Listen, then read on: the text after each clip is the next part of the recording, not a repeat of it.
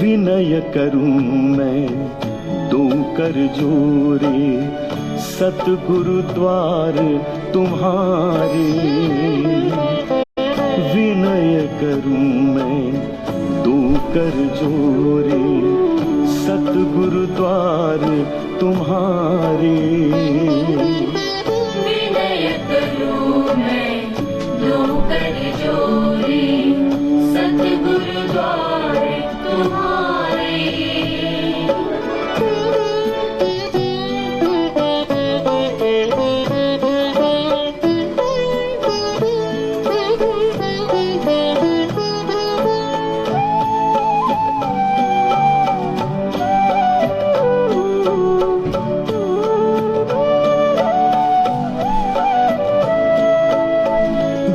घृत दीप आरती साजूं, दो अखियन मझधारे।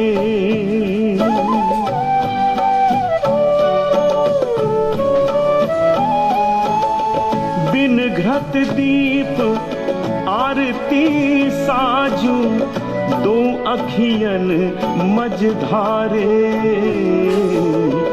बिन घृत दीप आरती साजूं, दो अखियन मझधारे। भाव सहित नित बैठ झरोखे, जोहत प्रियतम प्यारे। विनय करूं मैं दूं कर जोरे, सतगुरु द्वार तुम्हारे।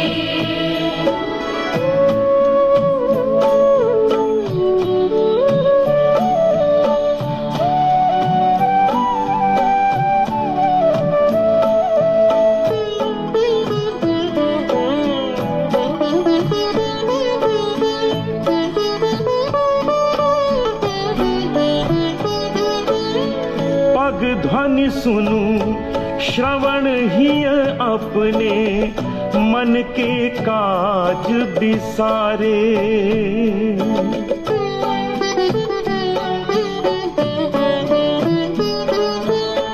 पग ध्वनि सुनूं श्रवण ही अपने, मन के काज बिसारे। पग ध्वनि सुनूं श्रवण ही अपने, मन के काज बिसारे। जागी सुरत पियत चरनामृत, पियत पियत हुई न्यारे। विनय करूं मैं दूं कर जोरे, सतगुरु द्वार तुम्हारे।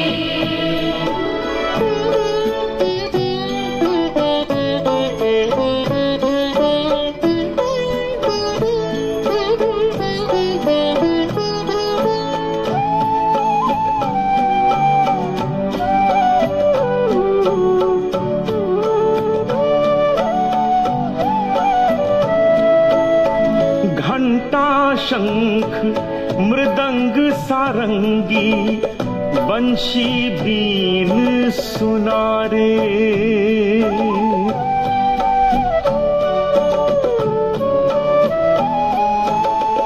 घंटा शंख मृदंग सारंगी, बंशी बीन सुनारे।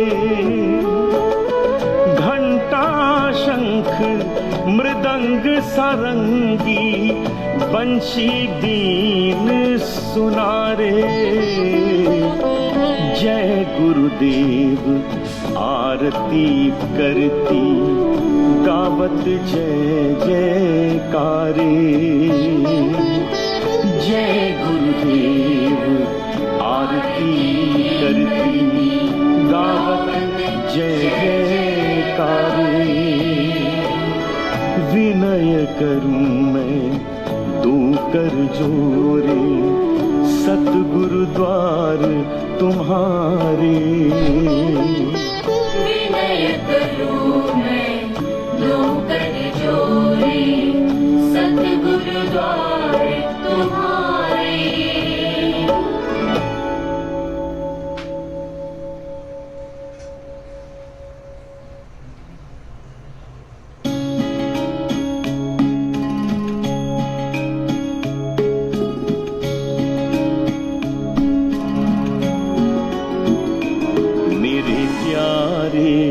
गुरुदाता मंगता द्वारे खड़ा, मैं रहा पुकार पुकार, मेहर कर देखो जरा।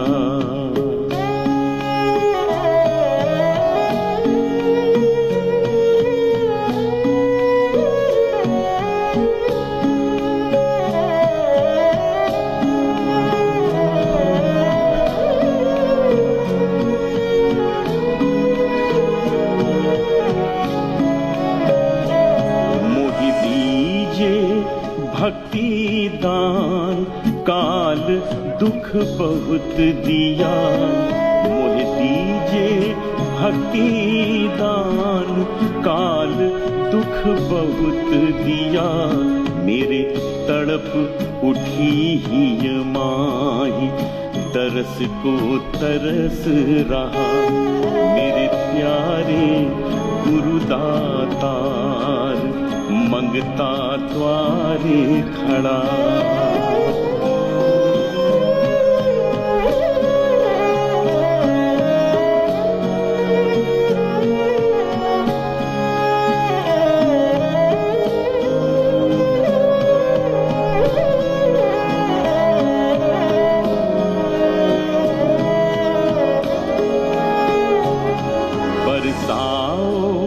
घटा पार प्रेम रंग दीजे बहार, बरसाओ घटा अपार प्रेम रंग दीजे बहार, सूरत भीजे अभी रसधार, तन मन होवे हरा, मेरे प्यारे गुरुदातार मंगता द्वारे खड़ा।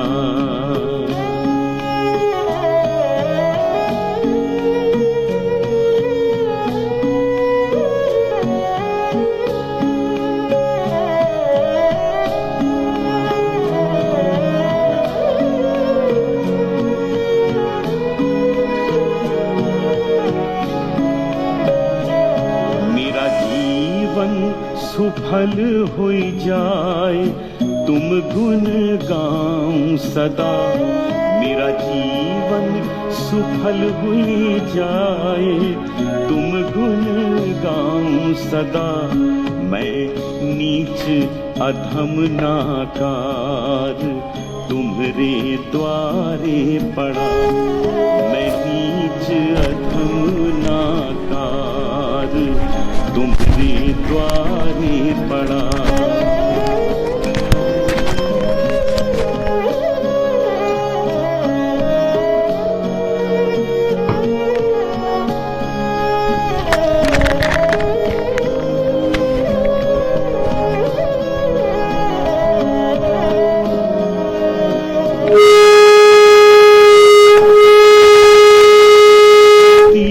सुनो धर प्यार घट उमगाओ दया, मेरी विनती सुनो धर प्यार घट उमगाओ दया, जय गुरुदेव पिता हमार जल्दी पार किया, मेरे प्यारे गुरुदातार मंगता द्वारे खड़ा, मैं रहा पुकार पुकार, मेहर कर देखो जरा।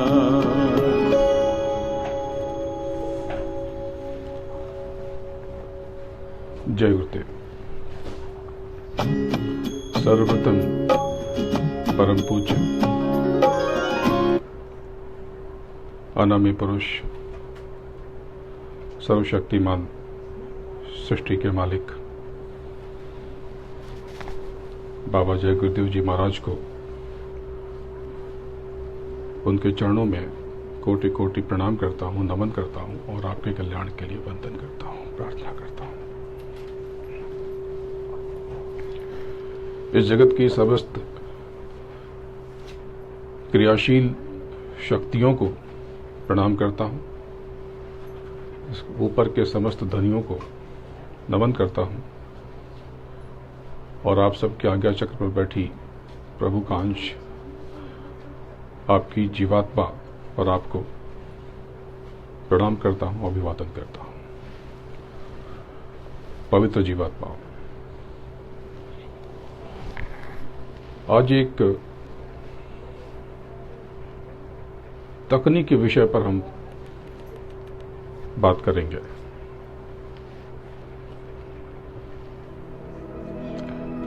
साधना अनिवार्य है या गुरु की दया, कृपा और मेहर?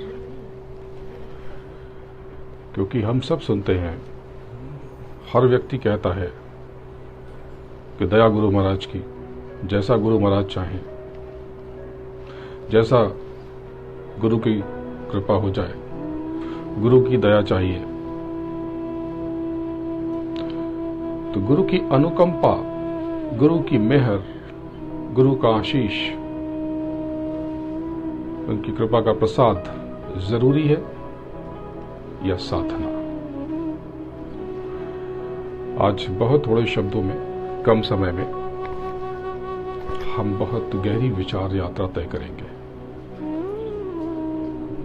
और मैं चाहता हूं कि इन टेक्निकल व्याख्याओं का आप अपने भीतर की यात्रा में जरूर इस्तेमाल करें।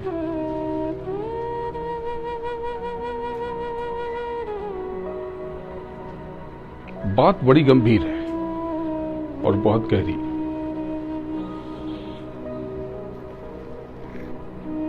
कि साधना जरूरी है या उसकी दया? दोनों विपरीत लगते, अलग अलग लगते, लेकिन कहीं कहीं अलग है भी। जब आप साधना करते हो,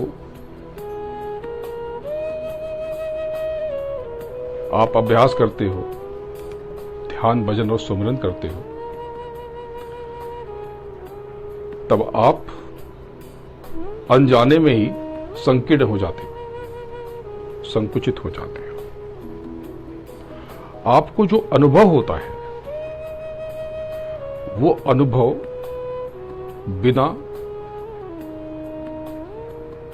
उस प्रभु की और सद्गुरु की दया और मेहर के संभव नहीं है। तो फिर साधना क्यों की जाए? अगर साधना से मिले तो फिर उसकी कृपा की आवश्यकता क्या? और उसकी कृपा से मिले तो साधना क्यों करें? ये बिल्कुल वैसे ही हो गया जैसे विज्ञान ने ढूंढा तो उसने कहा कि ये जो इलेक्ट्रॉन है,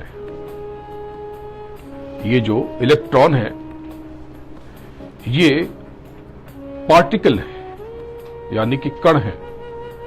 लेकिन उसने कहा ये कण भी है और ये वेव भी है, यानी कि तरंग भी है। बड़ा हंगामा मचा था जब ये थियरी आई थी कि ऐसा नहीं हो सकता, या तो कोई कण होगा या तो तरंग ही होगी। बिल्कुल इसी तरह से है, अगर ऐसा होगा, कण होगा और तरंग दोनों एक होंगे, तो पूरी मैथमेटिक्स बदल जाएगी, पूरी ज्योमेट्री बदलनी पड़ जाएगी। और बाद में ऐसा हुआ भी, बड़ा परिवर्तन आया। जो लोग ज्योमेट्री पढ़ते हैं और जो लोग फिजिक्स के स्टूडेंट हैं, वो इस बात को जानते हैं कि ये बड़ा गंभीर विषय है, इस पर कोई उत्तर नहीं है।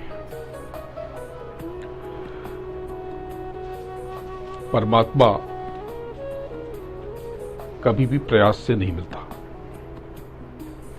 आत्मबोध कभी भी श्रम से नहीं होता।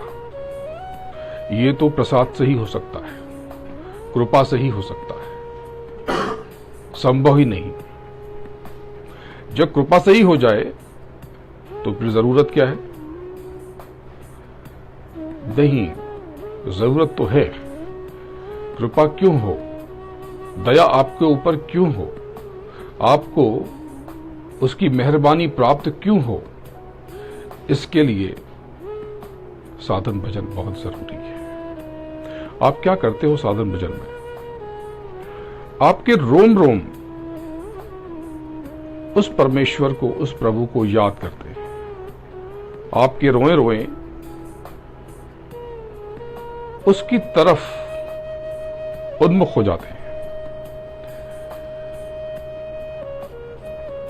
एक ऐसी साधना में स्थिति आती है कि जब आप अपना कर्म तो कर रहे होते हो, लेकिन आप सदगुरु के करीब होते हो, आप उस प्रभु के नजदीक होते हो, आप उन शब्दों में डूब रहे होते हो। इसलिए साधना पहले बचपन से कराई जाती थी। हम तो आज बुढ़ापे में भी आके भी नहीं कर पाते, और बुढ़ापे में साधना होगी नहीं। इसको थोड़ा सा और समझना पड़ेगा कि ये कैसे। देखो, जैसे कि आपको किसी का नाम, अक्सर होता है कि आपको कोई बहुत खास जानने वाला व्यक्ति, आपको उसका नाम नहीं याद आता। आप क्या करते हो? आप उसे बहुत याद करते हो, कहते हो कि बस यहीं पर है, जुबान पे ही है, होठों पर है। आप बहुत कोशिश करते हो, और जितना कोशिश करते हो और भूलते जाते हो। आपको उस व्यक्ति का नाम याद नहीं आता। जब आप उसके नाम को, उसको याद करना छोड़ देते हो सहज भाव से, कभी आराम से बैठे होते हो, कॉफी पी रहे होते हो, चाय पी रहे होते हो, टीवी देख रहे होते हो, और फट से उसका नाम याद आ जाता है। ये जो आपने प्रयास किया, ये उससे न हुआ, लेकिन सहजता से, सहज भाव से कैसे हो गया? ये सहज भाव से ही आप किसी चीज का स्मरण कर सकते हो। लेकिन ध्यान रखना, ये सहज भाव से आप इसीलिए उसको महसूस कर पाए क्योंकि आपने पहले बहुत प्रयास कर लिया। आपकी सोच उस दिशा में बढ़ गई, बढ़ चली। आपके ज़हन के तमाम सूत्र उस नाम के इर्द गिर्द घूमने लगे। लेकिन जब आप प्रयास कर रहे थे तो आप अंदर से संकीर्ण हो गए थे, संकुचित हो गए थे, महीन हो गए थे। लेकिन जैसे ही आप सहज हुए, आप विराट हो गए, संकीर्णता नष्ट हो गई। और जैसे ही संकीर्णता नष्ट हुई, आपको स्मरण आ गया। ऐसे ही जब आप ये समझोगे कि जो कुछ भी हुआ है वो प्रभु ने किया, जो बेहतर हुआ सदगुरु ने किया, और जो बेहतर नहीं हुआ वो आपने किया, बड़ा विरोधाभास है। लेकिन बात सही है कि जो नहीं हुआ वो आपने ही किया, क्योंकि आपने स्वयं को महत्वपूर्ण बना दिया। आपका अहम वहां पर आकर खड़ा हो गया। ये सारी गड़बड़ी हमने आप नहीं फैलाई है। जब आप कुछ कर लेते हो, कुछ करना चाहते हो, तो आप खुद को 30 बार खा समझ लेते हो। आप खुद को बहुत बड़ी ऊर्जा समझ लेते हो। लेकिन जब आप फंस जाते हो, अटक जाते हो, तब आपको परमात्मा की याद आती है। तब आप सदगुरु के पास जाते हो और उससे, उसके ऊपर निर्भर रहने का अभिनय करते हो, और यही बहुत बड़ी चूक हो जाती है। आप उससे न भी कहते कि मैं आपके ऊपर निर्भर हूं, तो भी चलता। उस परमात्मा से आप न कहते कि त्वमेव माता च पिता त्वमेव, तो भी चलता। आप सिर्फ रोम रोम में महसूस करते, और आपने सारी बाजी उसके आगे बिछा दी होती, सब कुछ समेट करके उसको सौंप दिया होता, तो आप मुसीबत में न फंसते। हमेशा एक गाड़ी में 2 ड्राइवर दुर्घटना कर देंगे। इस बात को आपको समझना पड़ेगा। साधना में यही प्रक्रिया, साधना बहुत आवश्यक है, लेकिन ध्यान रखना, जब तक आपको उसकी अनुकंपा न मिलेगी, उसकी कृपा का प्रसाद न मिलेगा, आप आध्यात्मिक आप स्थूल जगत की भी किसी भी उन्नति को हासिल न कर सकोगे। गुरु महाराज ने 3 चीजें बताई, सुमिरन, ध्यान और भजन। है क्या? आप सबको बताई गई ये पद्धति, जिनको नामदान मिला और जिनको न मिला, उनके लिए नाम जय गुरुदेव। अब ये क्या चीज है, इस पर कभी आपने विचार किया? आप सब करते क्या हो? आप बोलते हो कि मैं तो बड़ा अभ्यास करता हूं, रोज सुबह सुबह मैं 15 मिनट 10 मिनट साधना कर लेता हूं। ये कोई साधना न हुई, ये कोई साधना का तरीका न हुआ। ऐसे नहीं होती है साधना। एक कथा सुनाता हूं। एक सुल्तान, एक राजा अपने मंत्री पर कुपित हो गया, नाराज हो गया, रूठ गया, क्रोधित हो गया।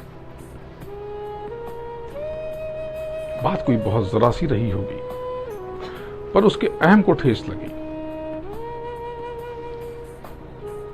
उसने उसको कैद कर लिया। कैद करके उसने हुक्म दे दिया कि काली मीनार पे इसको बंद कर दो। काली मीनार एक 700-800 फीट की मीनार थी, जहां तक किसी का भी पहुंचना संभव नहीं था। वहां पर नियम यह था कि कैदी को कैद करके थोड़ा बहुत जीने के लिए पानी और राशन रख करके द्वार को चुन दिया जाता था, ईंटों से, सीमेंट से बंद कर दिया जाता था, जिससे लोग वहीं पर तड़प कर मर जाते थे। एक समय तक जिंदा रहते थे, पछताते थे अपनी करनी पर, अपनी करतूत पर, अपनी गलतियों पर, और आसमान में उस मीनार के ऊपर तड़प के मर जाते थे। जैसे ही आदेश हुआ, उस मंत्री की पत्नी वहीं मौजूद थी। धीरे से उसने उसके कान में कुछ कह दिया। उस मंत्री को उस मीनार में कैद कर दिया गया। मंत्री की पत्नी ने 2-4 दिनों के बाद रात में वो मीनार के पास गई और उसने एक बड़ा सा कीड़ा लिया। कीड़ा, और कीड़े के नाक के बालों के ऊपर उसने कुछ मीठी वस्तु लगा दी, जो कीड़ों को पसंद है। इस तरह का कोई स्वाद लगा दिया, कोई मधु जैसा स्वाद। और कीड़े के पैरों में बहुत पतली रेशम की, बहुत महीन रेशम का धागा बांध दिया। कीड़ा उस स्वाद की महक से धीरे धीरे ऊपर चढ़ने लगा।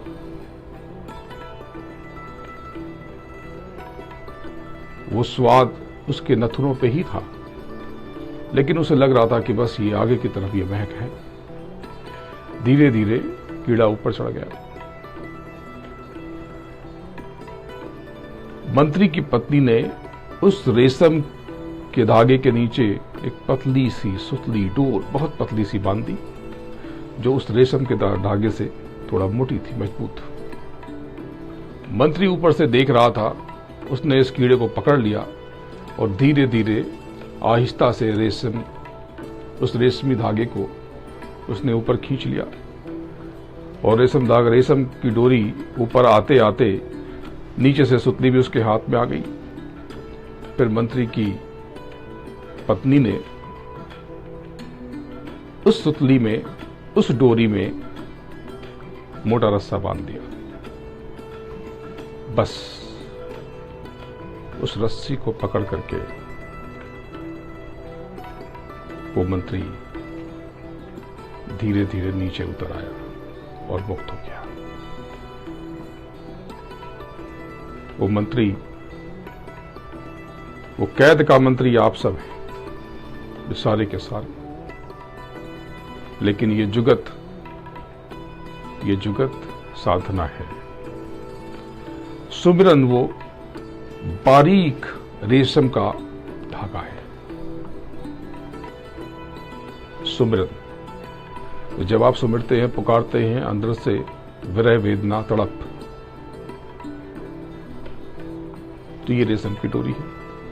इसके सहारे फिर आप ध्यान में प्रविष्ट होते हैं, फिर उससे थोड़ी सी मोटी डोर पकड़ लेते हैं। जब ध्यान में एक प्लेटफॉर्म बनता है, तैयारी होती है, तब उसके बाद आप भजन में उतरते हैं और मोटा रस्सा पकड़ लेते हैं। और जब उन शब्दों को आप पकड़ते हो, तो उन शब्दों को आप नहीं पकड़ते, वो शब्द आपको ही पकड़ लेते हैं। शब्द हर तरफ बिखरे हुए हैं, जैसे हीरे बिखरे हों। आप जा रहे हो और आपको पता ही नहीं चलेगा कि ये हीरे, आप उन्हें छोड़ के निकल जाओगे। लेकिन जो जौहरी होगा, जो पारखी होगा, जो कद्रदान होगा, जिसको परख होगी, वो उसे चुन लेगा, उठा लेगा। ये परख क्या है? ये पारखी होना क्या है? ये तैयारी, ये तैयारी है। जैसे अगर आप डॉक्टर बन गए, तो डॉक्टर यूं ही ना बन गए, बड़ी कठिन श्रम करना पड़ा। 10-15 बरस पढ़ने में निकल गए। उसके पश्चात ये उपाधि, ये डिग्री मिल पाई। उसके बाद भी नित्य अभ्यास करना पड़ता है। तो ये अध्ययन, ये स्टडी क्या है? ये तैयारी है।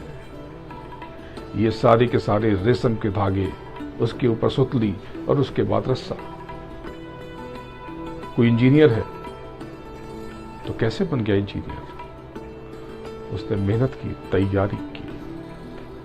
ऐसे ही इस जीवन के चक्रव्यूह से बाहर निकलने की आपकी कोई तैयारी नहीं है। न तो आप स्थूल समस्या को हल करने के लायक बन पाए, न लौकिक समस्या, न पारलौकिक। लौकिक में ही उलझे रहे, इतने बुरी तरह से जकड़े रहे कि खुद को तबाह और परेशान, दिन रात इसी में लिप्त। ये कारनामे भी आपके, और आप समझने को भी तैयार नहीं होते, और उसमें भी जुगत लगाते रहते हो। आप समझते हो कि आपको कोई देख नहीं रहा। आप जो बताओगे वो तो सदगुरु सुनता है, प्रभु सुनता है, और जो छुपा के लेके जाते हो ना, वो भी सुनता है। जितना सहज हो जाओगे, जितना समर्पण का भाव होगा, कहने के लिए नहीं, उसके सामने जाकर के कहने के लिए नहीं कि मैं समर्पित हूं आपके लिए, ये गलत है। हमें आदत पड़ी है कि सामने आकर के वो आरती के समय हम कहने की कि त्वमेव माता च पिता त्वमेव, और जैसे ही आरती खत्म हुई, भगवान अलमारी में बंद कर देते हैं। ये हमारे कारनामे हैं। सुमिरन केवल एक बार से एक एक माला नाम की दोहराने से नहीं, इसका कोई अर्थ नहीं है। ये तो एक अभ्यास है। लेकिन जब तक आपकी सांस सांस में सुमिरन न उतरेगा, आपकी हर सांस में नाम न दौड़ेगा, तब तक बड़ा मुश्किल है। तब तक आप कुछ भी प्राप्त न कर सकोगे।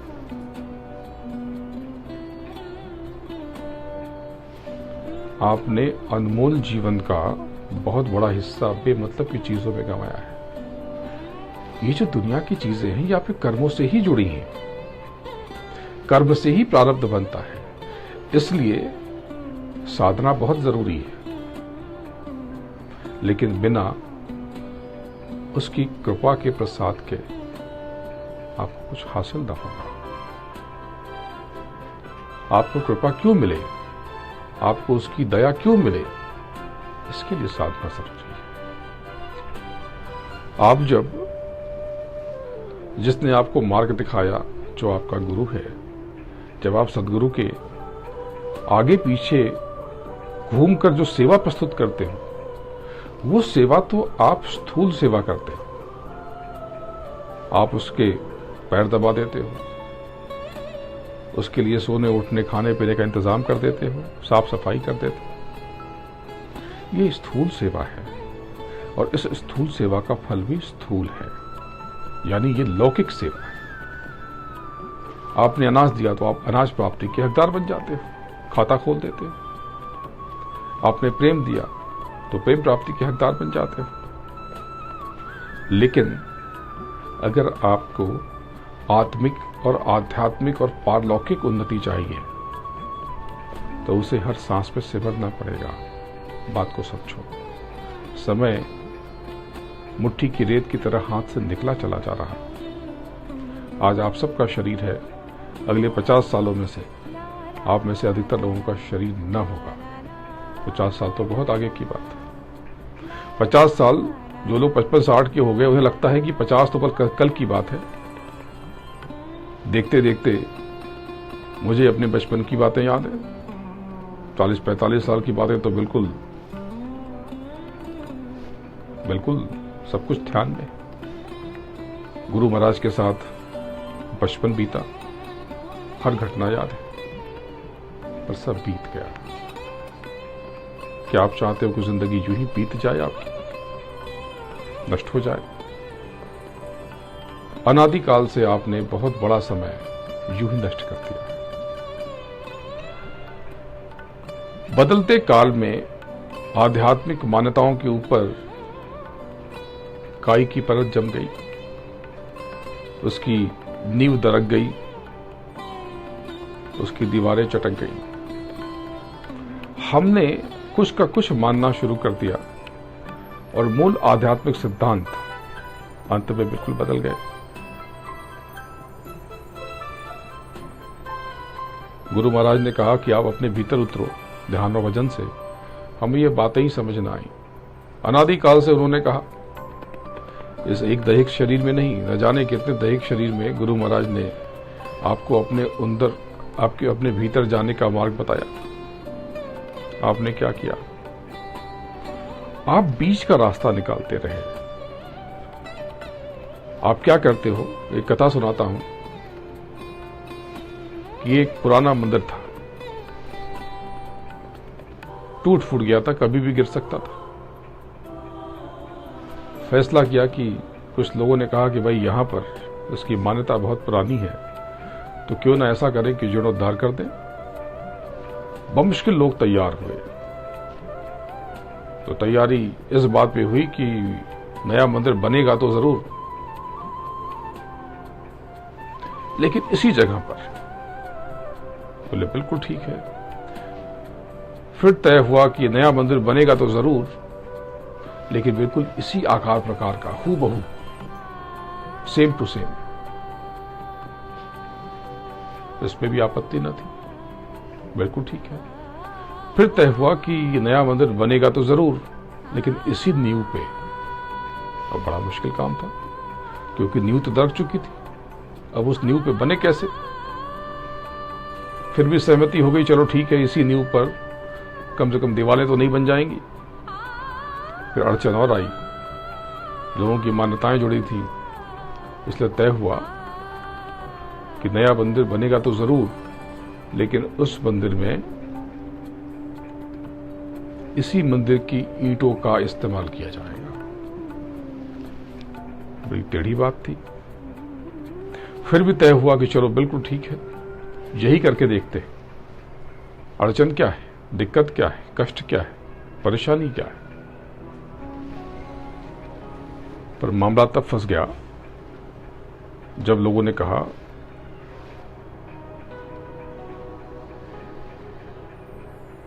कि नया मंदिर बनेगा जरूर, इसके लिए पुराना मंदिर गिराना होगा,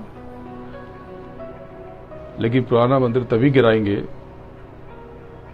जब नया मंदिर बन जाएगा।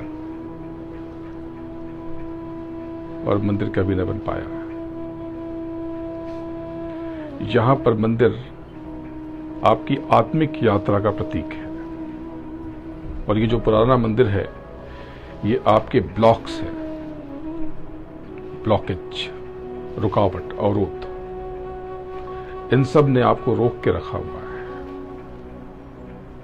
हम सब अपनी अपनी आकांक्षाओं में फंसे हुए हैं।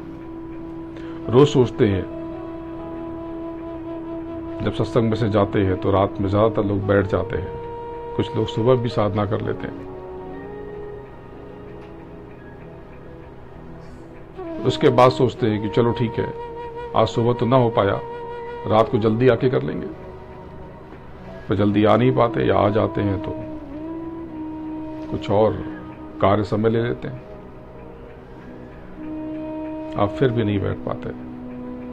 फिर सोचते हो कोई बात नहीं, रात को सो जाते हैं, सुबह जल्दी उठ के कर लेंगे। और कभी बैठ भी जाते हैं तो अंदर से आपका अचेतन मन सामने एक घड़ी रखे होता है कि बड़ी देर बैठ गए,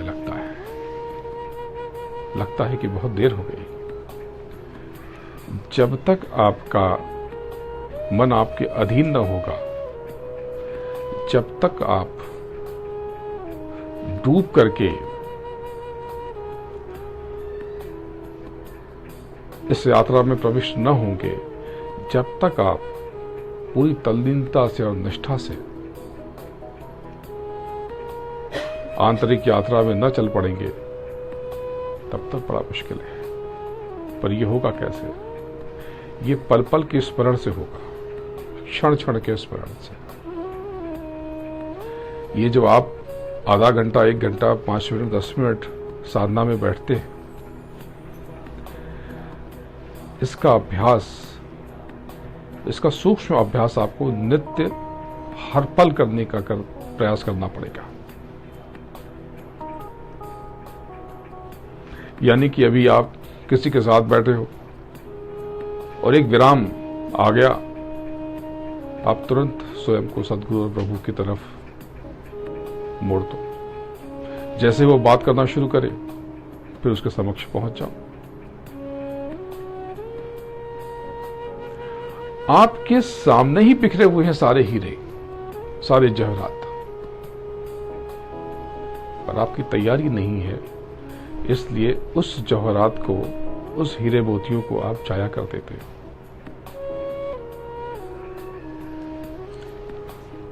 आप ये समझ बैठे हो कि कोई सद्गुरु आपको पार लगा देगा, पर क्यों पार लगा देगा? आप ये कहते हो कि मैं उसके पास बहुत समय व्यतीत करता हूं। बिल्कुल ठीक है, मैं उसके बड़ा काम आता हूं। तो काम जो आते हो, वो काम तो स्थूल काम की बात कर रहे हो आप शायद, तो उसकी वापसी भी स्थूल होगी।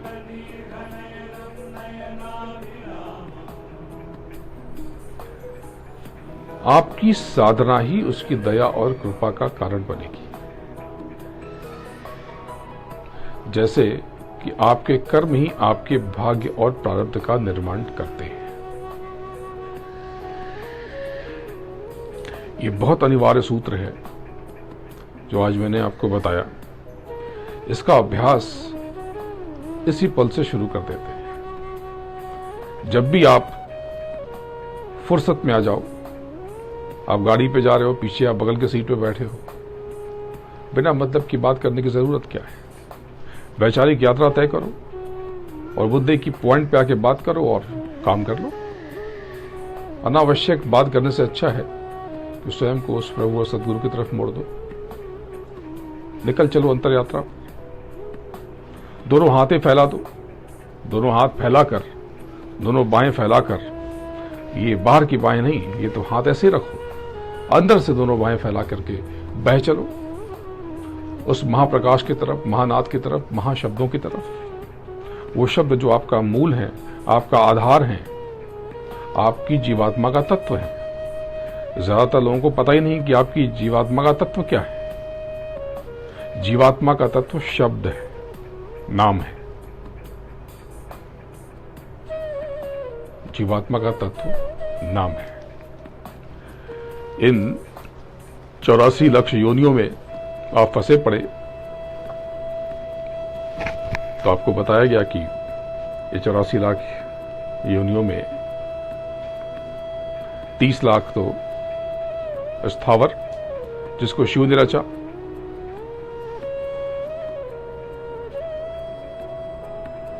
रचा, और 27 लाख उत्तमज जिसको विष्णु ने रचा, और उसके बाद अंडज और पिंडज, अंडज को शक्ति ने रचा और पिंडज को ब्रह्मा ने रचा। ये 84 लाख योनियों से गुजर के आप इस मकाम पे आए हो। इतने अनंतों जीवों में से आपके अंदर ही बीज क्यों पड़े? आप न जाने कैसे जुड़े। आप थोड़े से लोग कौन हो? आप पीएचडी के स्टूडेंट हो, आप नर्सरी के नहीं हो। हम तो यहां बैठते ही नहीं, यहां आते ही नहीं। इस जगह पे तो कितने लोग हैं। अगर नाच गाने का कार्यक्रम हो जाए तो बहुत लोग आ जाएं, या कीर्तन कर दें तो देखो भीड़ आ जाएगी। जब हम यहां यज्ञ करते हैं बरस में एक बार तो कितने लोग आ जाते हैं। लेकिन जब हम साधना की बात करते हैं तो थोड़े ही लोग होंगे, क्योंकि ये बहुत ऊपर की पढ़ाई है और आप अपने लक्ष्य से बहुत थोड़ी ही दूर हो, ये समझ लेना। लेकिन ध्यान रखना कि कभी कभी एक वोट की कमी से भी सरकार गिर जाती है। ध्यान रखना कि जो सेकंड रनर अप होता है, जो फर्स्ट रनर अप होता है, वो फर्स्ट रनर अप नहीं है, वो सेकंड नहीं है, वो फर्स्ट लूजर है। इसलिए जो बिना मतलब के आपने झमेले पाल रखे हैं, अब इससे निर्मुक्त हो जाओ, इससे बाहर आ जाओ। दूसरों पे दोषारोपण करना बंद करो।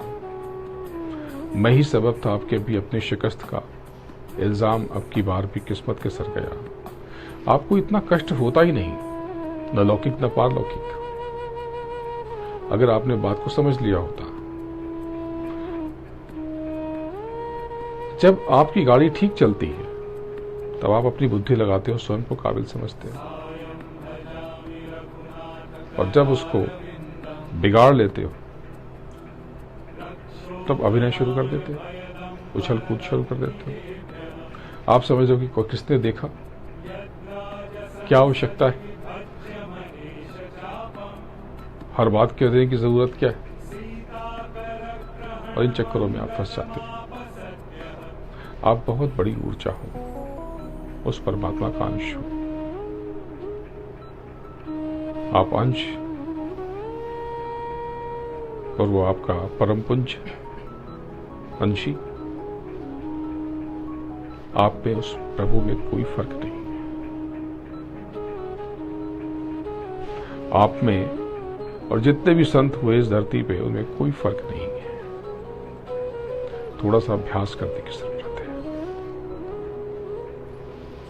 ध्यान करते हैं। सभी लोगों को ध्यान पता है, ऐसा कोई नहीं है यहाँ पर जिसको ध्यान न पता हो, इसलिए उसकी व्याख्या नहीं कर रहा, सीधे देखता है विचार शून्य होकर के।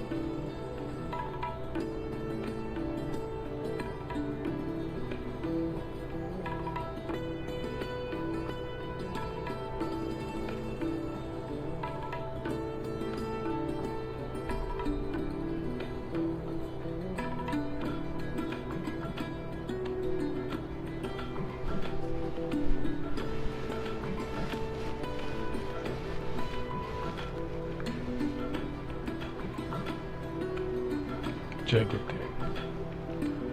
धीरे धीरे आप बाहर आ जाओ। देखो,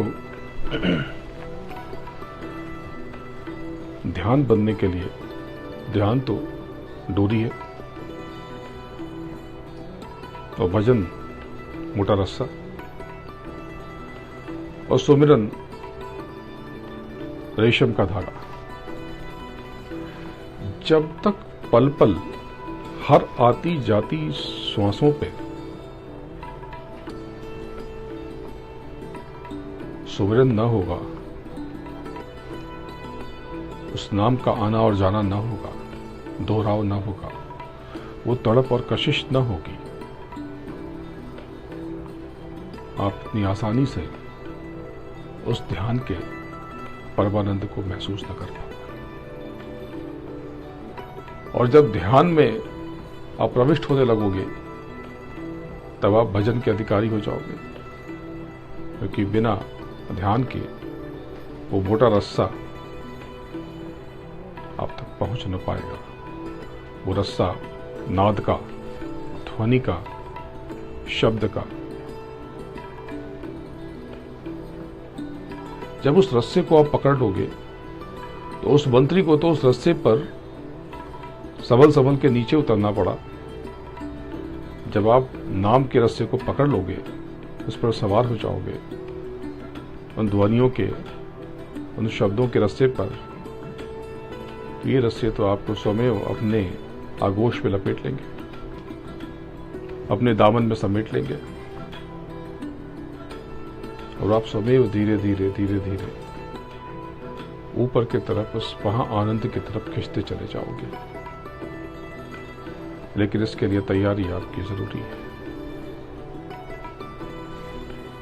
और तैयारी है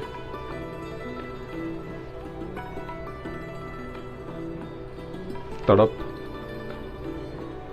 प्रेम, यकीन, श्रद्धा, भक्ति,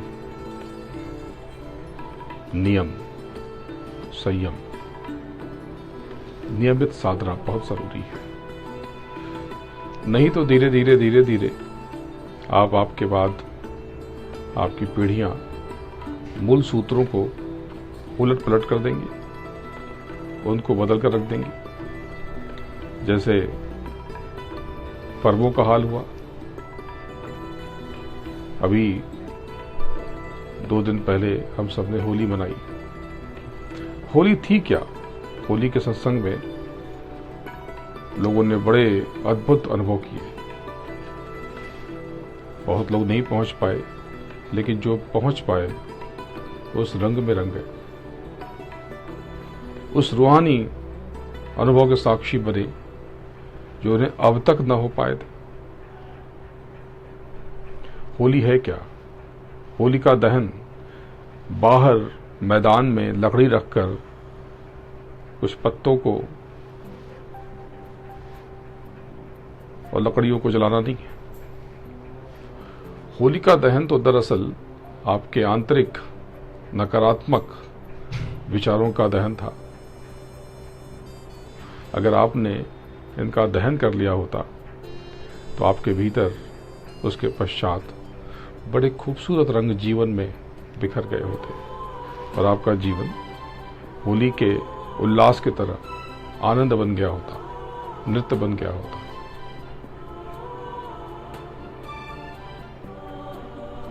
पर हमने धीरे धीरे मूल सूत्रों को भुला दिया।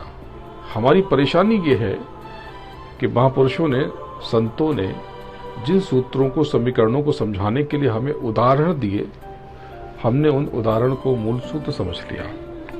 जैसे अभी मैंने आपको राजा और उसके मंत्री और कीड़े और रेशम के धागे की कथा सुनाई। अगर आप यही कथा अपने बच्चों को सुनाओगे तो 100-200 साल के बाद में ये रेशम के धागे और ये रस्से ये आध्यात्मिक चेतना के प्रतीक बन जाएंगे। जैसे महापुरुषों ने कहा, उस नाद को पकड़ो, शब्दों को पकड़ो, ध्वनि को पकड़ो। उन्होंने सांकेतिक रूप से कहा कि देखो, जो पहला शब्द आपको सुनाई पड़ रहा है, ये घंटी बजाई, घंटे बजाए, बोले देखो ये जो गुंजन है ये कौन सी है क्या, ये जैसे ये घंटी बजती। तो आपने अंदर के घंटे को तो पकड़ा नहीं और हर घर में घंटियां रख दी, हर घर में घंटियां रख दी। कभी कभी बजा भी लेते हो और बजा करके कहते हो, समझते हो कि पूजा हो गई। पूजा का मतलब भी पता नहीं है आपका। आपने जब तक चेतन को चेतन से न जोड़ा, पूजा हुई कहां? पूजा का ये पूजना है क्या? ये कौन सी क्रिया है? ये पूजना सिर्फ चेतना से चेतना को जोड़ने की प्रक्रिया का नाम है। और उससे हमने पूजन को चाटुकारिता समझ लिया। अगर परमात्मा को कुछ देना है तो वो सबको देगा। उसने तो बिखेरा हुआ है चारों ओर, चारों तरफ अपनी दया, अपनी कृपा, अपनी मेहर, अपनी मौज बरसाई हुई है, पर हमें ही परख नहीं है। वो तो पल पल दे रहा है। अगर हम ले ना पा रहे तो ये हमारी खता है, गुस्ताखी है हमारी। क्या था ये होली का पर्व? कौन थी होलिका? हिरण्यकश्यप और प्रहलाद, एक बाप और एक बेटा, ऐसी कथा कहती। मूल सूत्र कुछ और रहे हों तो पहले कथा समझते हैं और मूल सूत्रों की पड़ताल करते हैं। तो मूल सूत्र यह कि एक बाप, एक पिता और एक पुत्र, दोनों में वैचारिक मतभेद। पिता और पुत्र के रूप में हिरण्यकश्यप और प्रहलाद प्रतीक चिन्ह है। पिता और पुत्र में हमेशा वैचारिक मतभेद होते हैं। अगर वो दो इंडिविजुअल खुद को समझ रहे हैं, खुद को दो अलग अलग सत्ता समझ रहे हैं, तो वैचारिक मतभेद होंगे। क्योंकि जब भी एक से कोई चीज टूटती है, दो हो जाती है, द्वैत हो जाती है, विरोध तो होगा। जैसे मैग्नेट को, चुंबक को तोड़ दो आप, तोड़ते ही जो जुड़ा हुआ एक पत्थर था, एक पदार्थ था, इसका साउथ, इसका नॉर्थ बन गया, विरोध पैदा हो गया। जब तक 47 के पहले हम एक थे तो लाहौर से भी आजादी की बात होती थी, मुल्तान से भी आजादी की बात होती थी, और दूसरे पाकिस्तान के दूसरे भागों से भी आजादी की बात होती थी। पूरा भारत था, राष्ट्र प्रेम में लिपटा हुआ। लेकिन जैसे ही दो फांक हुए, वो लाहौर जो लव के नाम से, राम के पुत्र लव के नाम से बना था, वो पूर्ण भूमि न रहा हमारे लिए। तो ये पूर्ण भूमि था और नहीं था, ये क्या? ये हमारी सोच है, हमारी धारणा। हमने एक लकीर खींच दी, ये हमने सोचा। हमने ही किसी को कभी पवित्र मान लिया, कभी अपवित्र मान लिया। ये कारस्तानी हम जीवन पर करते रहते हैं। तो जब चीजें टूटती हैं तो विपरीत हो ही जाती है। ये जगत है ही विपरीत हितों का संसार, जिसमें मेरा हित है उसमें आपका हित नहीं, जिसमें आपका हित है उसमें उसका हित नहीं, जिसमें मालिक का हित है उसमें नौकर का हित नहीं, जिसमें नौकर का हित है उसमें उद्योगपति का हित नहीं, जिसमें उद्योगपति का हित है उसमें जनता का हित नहीं, जिसमें जनता का हित है उसमें सरकार का हित नहीं, जिसमें मरीज का हित है उसमें डॉक्टर का हित नहीं, जिसमें डॉक्टर का हित है उसमें अस्पताल का हित नहीं। ये हमेशा परस्पर विरोध इस जगत में चलते रहेंगे। जब कोई चीज टूटती है तो दो ही हो जाती है। तो हिरण्यकश्यप और प्रहलाद जब टूट के दो हो गए, जब उन्होंने स्वयं को दो समझा, तो विरोध तो पैदा होगा। हिरण्यकश्यप को यहां पर नास्तिक माना गया और प्रहलाद को आस्तिक माना गया। ये दो स्थितियां है ही नहीं, ये एक स्थिति के दो स्वरूप हैं। नास्तिकता है क्या? एक खोल में लिपटा हुआ स्वयं अपने दायरे में उलझा हुआ व्यक्ति, उसको पता ही नहीं कि उसके भीतर जीवन की अप्रतिम संभावना है, उसके भीतर महाअंकुरण छुपा हुआ है, जहां से वो हजारों बीज पैदा कर सकता है। लेकिन वो डरता है, घबराता है। हम सब जिस स्थिति में हैं उससे बदल जाने की इच्छा से भयभीत हो जाते हैं। इसीलिए हम इंश्योरेंस खरीदते हैं, इसीलिए दूसरे हम सुरक्षा के मानक अपनाते हैं। ये बुरी बात नहीं है, ये हमारी प्रवृत्ति और प्रकृति का ही द्योतक है। तो बीज नास्तिक है। यहां पर बीज स्वयं को बचाने की पुरजोर कोशिश करता है, लेकिन एक न एक दिन वो टूट ही जाता है और उसके अंदर एक जीवन अंगड़ाई लेता है, एक अंकुरण होता है। अब वो आस्तिक है, अब वो वृक्ष बनता है और वो अनंतों बीजों को पैदा करता है। पुनः उसने आस्तिक में से नास्तिकता का सृजन कर दिया। हिरण्यकश्यप और प्रहलाद जहां पर प्रतीक हैं, मूल बात तो कुछ और थी। ये महापुरुषों ने पर्वों को रचा था और हम दुनियादारों ने पर्वों को नाचने गाने का, दारू पी करके, भांग पी करके झूमने और नाली में गिरने का अजीब सा माहौल बना दिया और जाने क्या क्या कारस्तानी कर दी। मैं किसी को जानता हूं, बहुत गहरे से जुड़े हुए हैं मुझसे। उनके परिवार के सदस्य होली वाले दिन उन्होंने रंगों को खेला और रंगों में जाने कौन सा रसायन मुख में चला गया और कुछ घंटों के बाद उनकी मौत हो गई। पूरा शरीर नीला पड़ गया। जाने क्या उपद्रव फैला दिया हमने। बात थी आंतरिक रंगों की, उसकी जगह हम लगे जहर पोतने।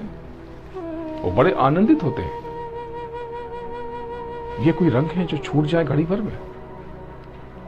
रंग तो वो थे जो अपने भीतर निखरते, उभरते, खनकते, छनकते और छा जाते, आपके जीवन को नृत्य बना देते। गुरु महाराज ने जीवन भर आपके अंदर घुले हुए रंगों को फैलाने की तरकीब बताई, पर लोग उसे समझ ना पाए, उसे जान ना पाए। और जब आज वो कहीं लुप्त हो गए, उनकी देह कहीं पर सिमट गई, लोग उनकी तलाश कर रहे हैं। ऐसा ही होता है। जो सामने होता है, सामने है जो, उसे लोग बुरा कहते हैं और जिसको देखा ही नहीं उसको खुदा कहते हैं। चंद मासूम से पत्तों का लहू है फाकिर, जिसको महबूब के हाथों की हिना कहते हैं। है क्या? हमने समझा क्या? कहा क्या? ये पर्व और त्योहार दो अलग अलग स्थितियां हैं। त्योहार उत्सव समझ लो, पर्व अपने भाग्य को बदलने का काल मान लो। भाग्य निर्मित कैसे होता है? कर्म से। तो ये दया और उसकी कृपा मिलेगी कैसे? ये साधना से। साधना से हासिल सिर्फ दया होगी और बदलाव दया से होगा।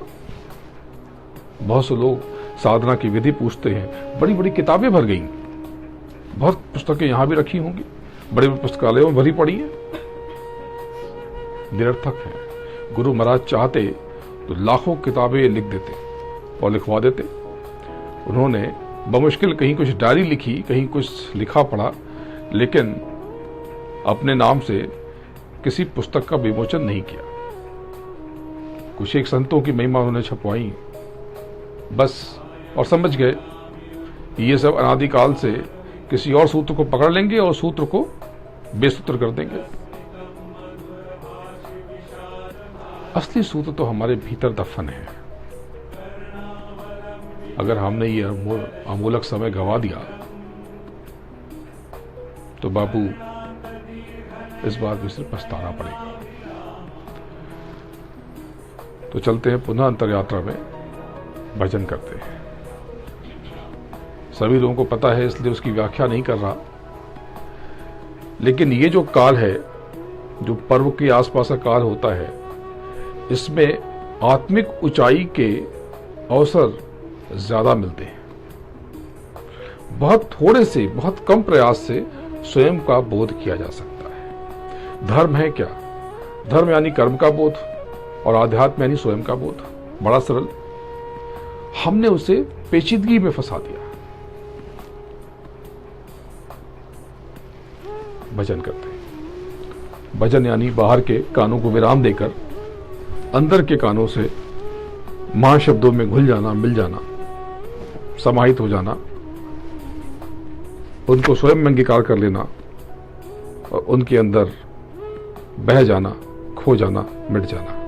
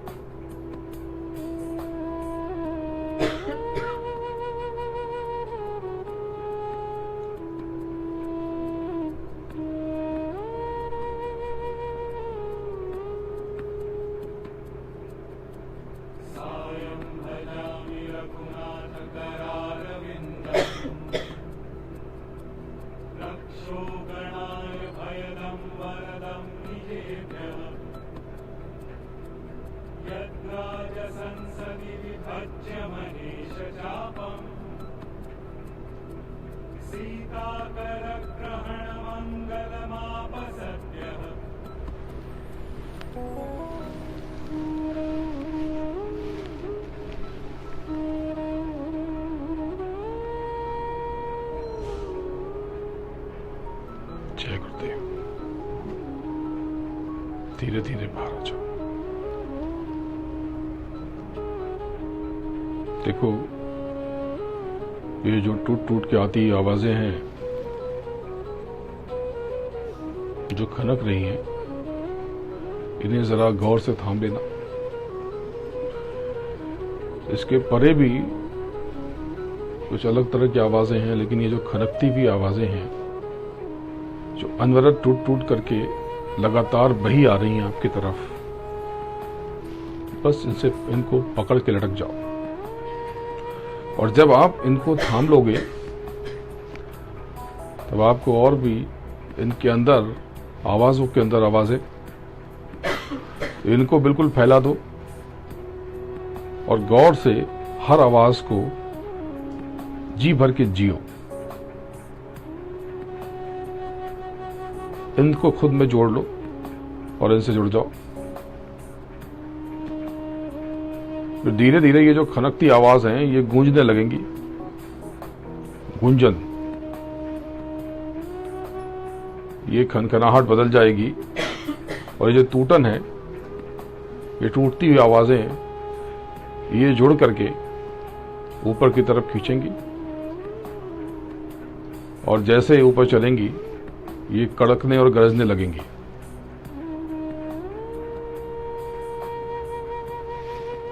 और धमकने लगेंगी। जब ये धमकने लगेंगी, खनकने लगेंगी और कड़कने लगेंगी, तो नीचे जो टूटती टूटती आवाजें हैं और ऊपर की जो वो धम-धम करती आवाजें हैं, इन दोनों की यात्रा में आप कई जीवन जी लोगे, कई जीवन जी लोगे। और सिर्फ इतनी सी यात्रा, ये जो कह दिया इतना, ये दरअसल अंदर बहुत बड़ा और बहुत गहरा। जब आप इसमें डूबोगे तो इतना आनंद, इतनी मस्ती और इतने रंग की ये रंग होली में भी नहीं। होली के रंग तो झूठे। होली दरअसल अंदर की होली की बात थी। होली का दहन करके होली का रंगोत्सव मनाना। पर हमें तो आदत है कि हम हर चीज को बाहर से जोड़ लेते हैं। तो यदि हमने साधना का पथ थामकर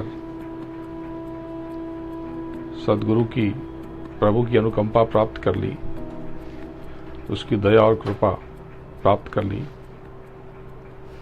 तो यहां से हमारा जीवन आबूल चूल बदल जाएगा। और दया कृपा सिर्फ मुंह जवानी कि दया चाहिए, इससे नहीं होता। हर सांस से जब आप उसे सुमरोगे, हर आती जाती सांस से उसमें डूब जाओगे, रम जाओगे, आपको महसूस होगा कि दया तो वही है, वहीं पे बिखरी पड़ी है, उन हीरे मोतियों की तरह जिन्हें जौहरी चुन के ले गया और दूसरा उसके ऊपर से उसे कुचल के चला गया। तो आप यही करते हो, आप हीरे को कुचल के चले जाते हो और शाम को खाना बनाने के लिए उसके बगल की लकड़ियां उठा लेते हो। अगर आपने हीरे उठा लिए होते तो जाने कितने जीवन भर की रोटियां बन जाती, खरीद लाते, लंगर शुरू हो जाता उन्हीं एक हीरे से। लेकिन ये आपका चुनाव। जब आप अपनी बुद्धि से, अपने अंतःकरण को इस्तेमाल करके मन, बुद्धि, चित्त और अहंकार से चुनाव करोगे, तो ऐसे ही गफलत में पड़े रहोगे। और जिस दिन लकड़ियां कम मिलेंगी, उस दिन शोर बचाओगे कि लकड़ियां नहीं है, खाना कैसे बनेगा। लकड़ियों के बगल के हीरे आप छोड़ देते हो, मोती छोड़ देते हो, पन्ने छोड़ देते हो। तो न जाने कितनी सारी बेड़ियों को पहन लेते हैं हम गहना समझकर, चमकती चीज को सोना समझकर, बहुत पछताए किसको क्या समझकर। ये बड़ी अच्छी पंक्तियां हैं श्री राजेश जी की।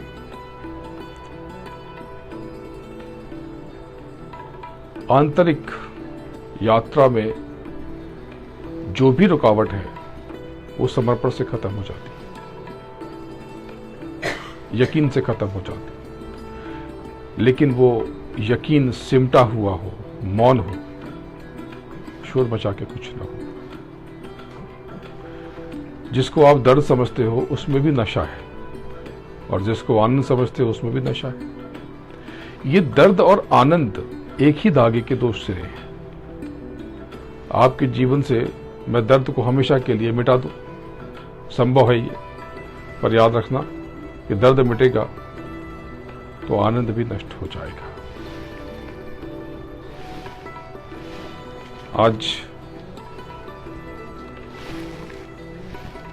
थोड़ा सा समय आपको कम दे सकूंगा। सदगुरु को याद करते हैं, उन्हें पुकारते हैं।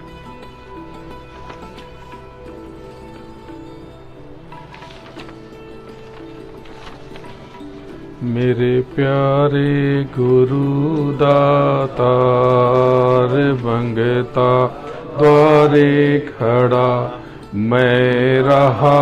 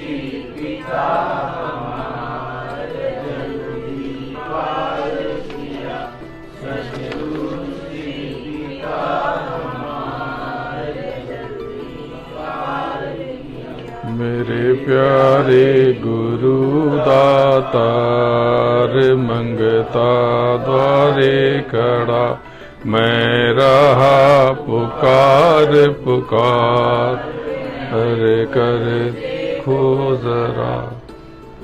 गुरु का ध्यान कर प्यारे, बिना इसके नहीं छुटना।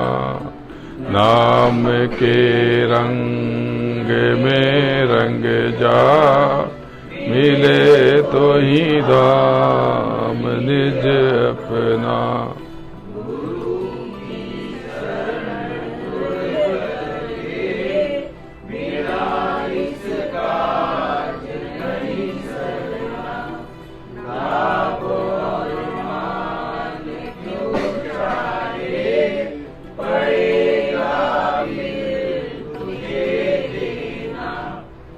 ब्रह्म जो जो करेगा तू, वही फिर भोगना भरना। सत्य का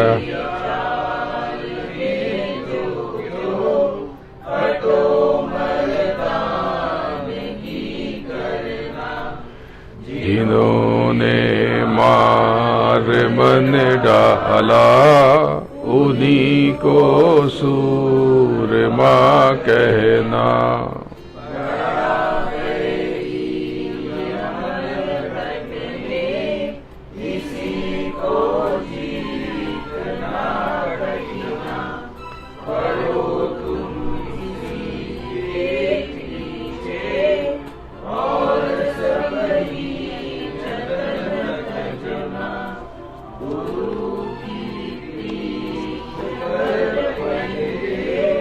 बहु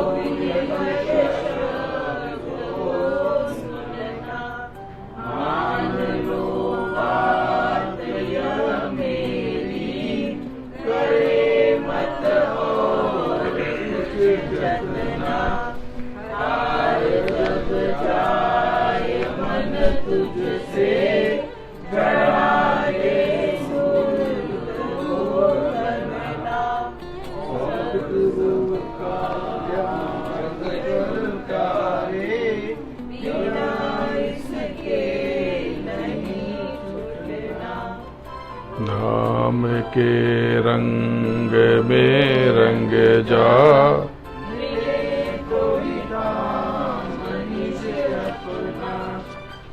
अब मन आतुर दरस पुकारे, अब मन आतुर दरस पुकारे, कल नहीं पकड़े धीर न धारे, दम दम छिन छिन दर्द दीवानी, सो न जागूं अन्न न पानी, बेकल तड़पूं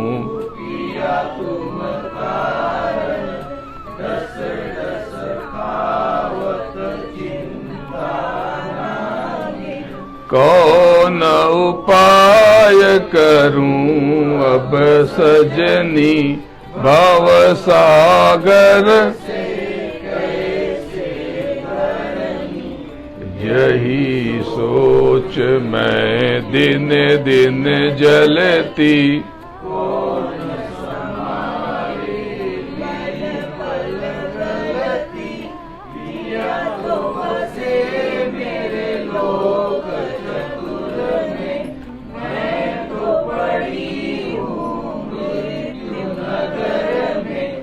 बिन मिलाप प्रीतम दुख भारी,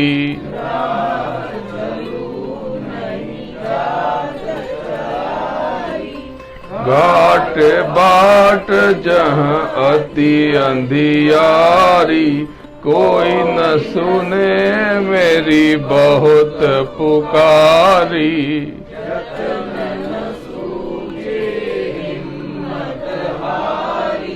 अपने पिया की मैं ना हुई प्यारी,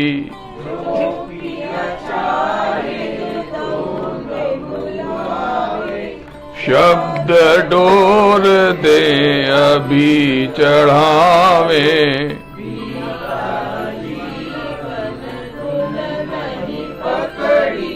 काम क्रोध माया रही जकड़ी,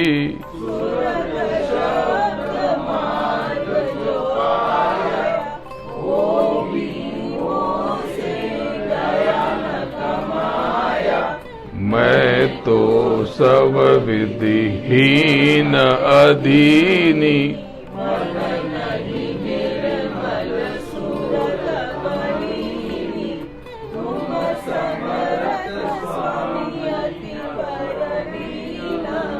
मैं तड़पूं जैसे जल बिन मीना,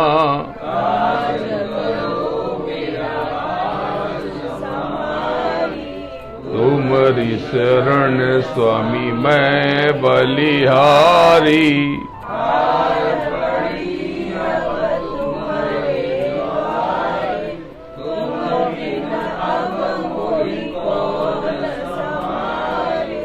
तब स्वामी बोले असबानी,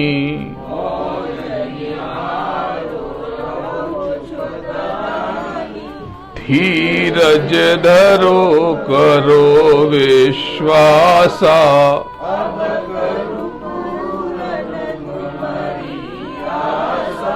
सुनत बचन अब शीतल भई, चरण शरण स्वामी निश्चल, अब मन आतुर दरस पुकारे,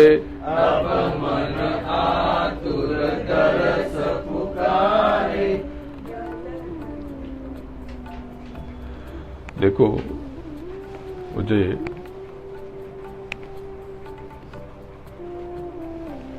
बहुत अच्छे से पता है और मैंने आपको बताया है कि उस प्रभु को और सद्गुरु को आपके कष्टों का बोध है, तो आप यहाँ से खाली हाथ नहीं जाओगे। बस अपनी सोच और ये जो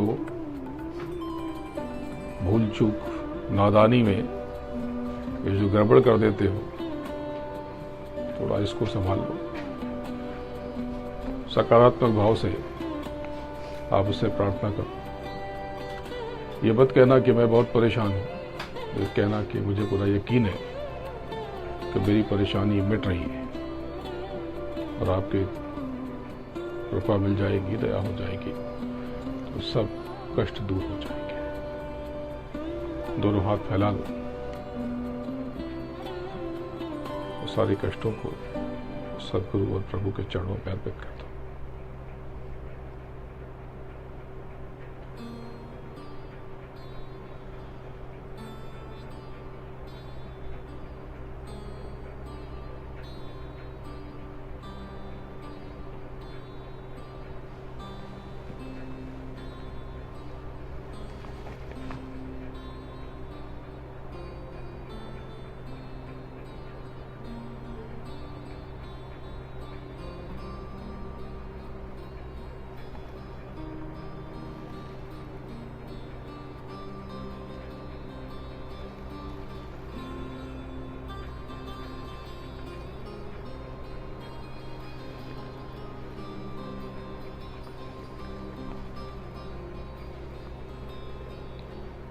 जय गुरुदेव,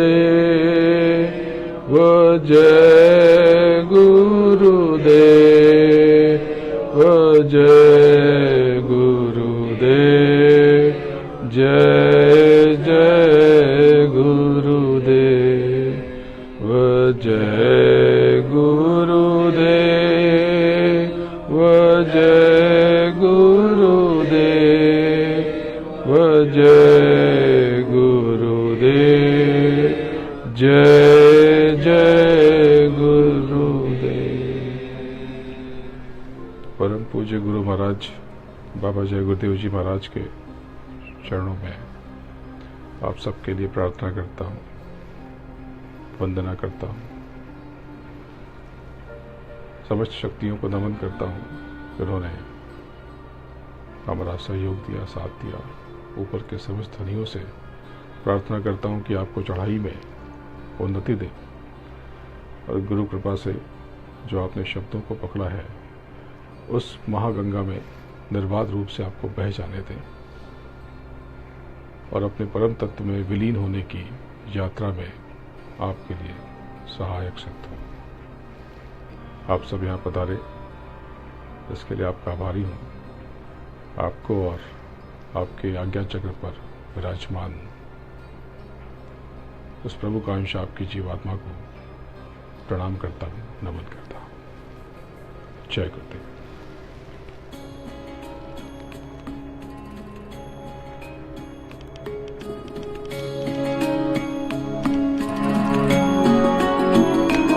मेरे प्यारे गुरुदाता, मंगता द्वारे खड़ा, मैं रहा पुकार पुकार, मेहर कर देखो जरा।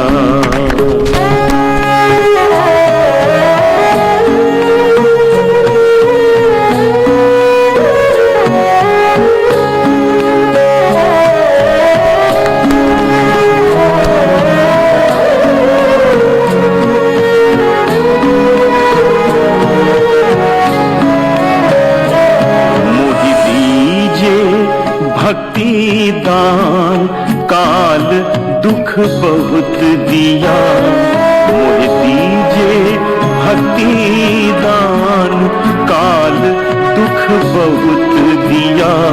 मेरे तड़प उठी ही माही, तरस को तरस रहा।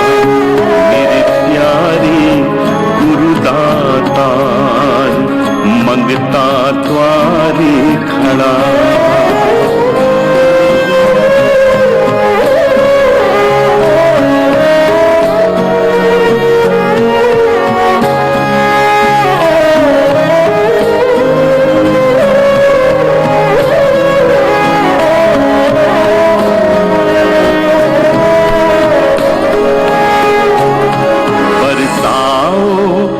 घटा पार प्रेम रंग दीजे बहार बरसात घटा पार प्रेम रंग दीजे बहार सूख कीजे अभिरस थार तन मन हुए हरा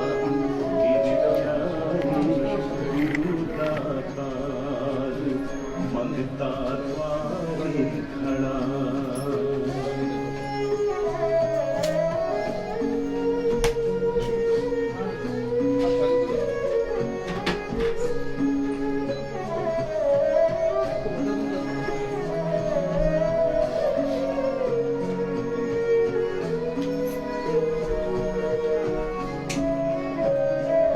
मेरा जीवन सुफल हो जाए तुम गुण गाऊं सदा मेरा जीवन सुफल हो जाए तुम गुण गाऊं सदा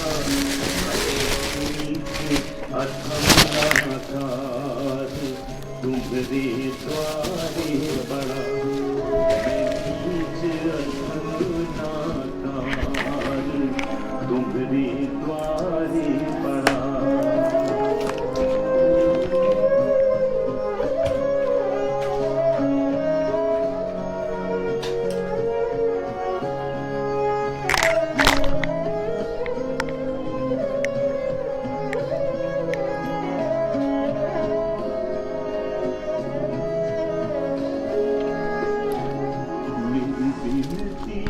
सुनो धर प्यार घट तुम गाओ दया मेरी बेटी सुनो धर प्यार घट तुम गाओ दया जय गुरुदेव पिता हमार जल्दी पार किया मेरे प्यारे गुरुदाता मंगता द्वारे खड़ा मैं रहा पुकार पुकार मेहर कर देखो जरा